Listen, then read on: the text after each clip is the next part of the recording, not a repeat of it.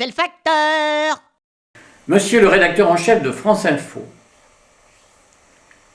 Monsieur le rédacteur en chef, dans cette matinée du 15 juin, quelqu'un, présenté comme porte-parole des experts, est venu nous parler sur France Info de la perception par le public des causes du cancer.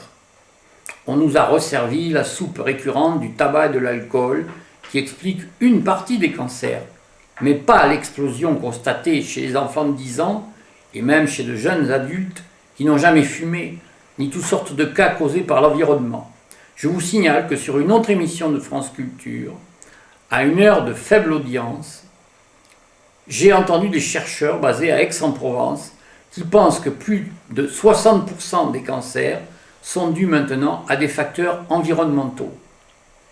Mais votre journaliste, soit qu'il ne connaisse pas le dossier, soit qu'il ait pour consigne de ne pas contredire un expert qui vient nous arroser de la propagande officielle, s'est contenté de faire reluire l'intervention de ce dernier.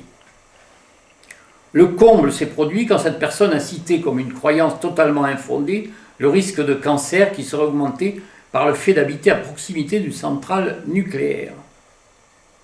Comme il est bon en effet de rappeler, dans l'intérêt du lobby nucléariste français, que ces installations, comme le Japon nous le confirme tous les jours, sont totalement inoffensives.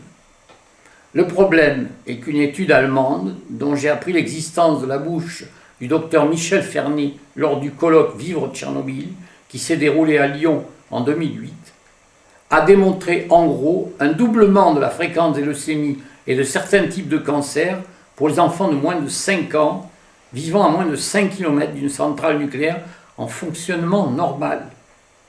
La vérité économique prend-elle le pas sur la vérité scientifique quand on traverse le Rhin? Je ne pense pas que vous augmentiez la confiance dans les experts, ni la confiance dans les médias, en faisant ainsi de la contre-information manifeste. Vous démontrez en tout cas largement que la santé publique passe maintenant loin derrière la défense religieuse de la croissance économique, qui nous mène de façon de plus en plus certaine à la catastrophe la plus magistrale. Je suppose que vous ne me répondrez pas, mais je voulais vous faire savoir que tout le monde n'est pas dupe de la propagande que vous diffusez à longueur de programme.